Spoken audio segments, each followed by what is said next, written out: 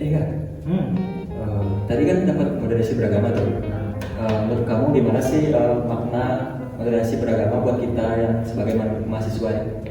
Kalau menurut pribadi, sebagai mahasiswa, moderasi adalah tentang keseimbangan.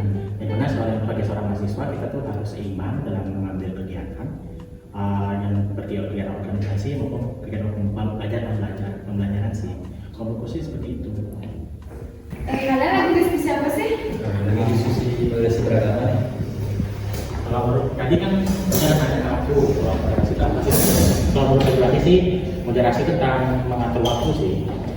Nah, menurut saya dalam ajaran agama dulu, moderasi bagian dari tiga karana yang artinya keseimbangan. Keseimbangan itu bukan saja dari soal waktu, tetapi juga hubungan dengan Tuhan, sesama dan juga lingkungan.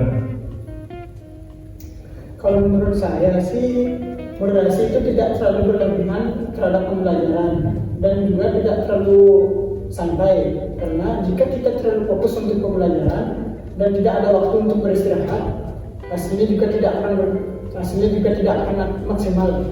Aku setuju sih tadi sama pendapatnya Mahaka, karena dalam agama kita kan sering bisa mengajarkan kita tentang keseimbangan. Nah, dia juga pernah bersabda bahwa kebahagiaan sejati itu diraih oleh mereka yang hidup secara moderat. Tadi kan kalian udah bilang nih moderasi itu mengenai keseimbangan. Tantangan apa sih yang kalian dapatkan untuk menerapkan keseimbangan itu? Kalau menurut pribadi, tantangan terbesar adalah mengatur emosi, apalagi dalam tugas kuliah dan sebagainya. Kadang aku ingin melakukan emosi, tapi aku tahu bahwa itu tidak akan masalah sih.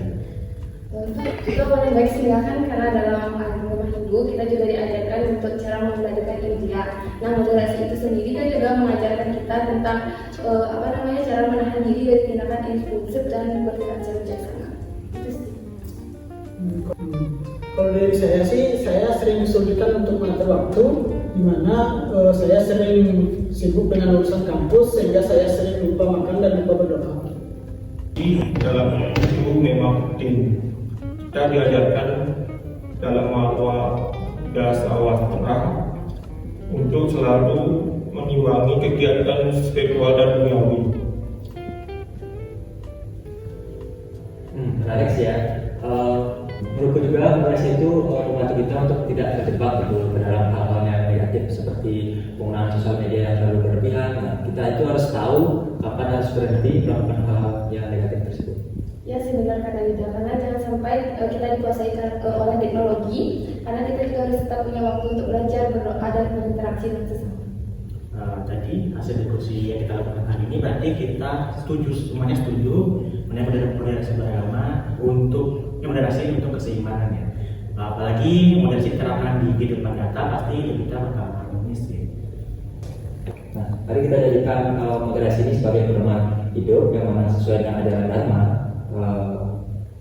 Tidak hanya sebagai mahasiswa tapi juga sebagai manusia untuk mencapai kehidupan yang bahagia.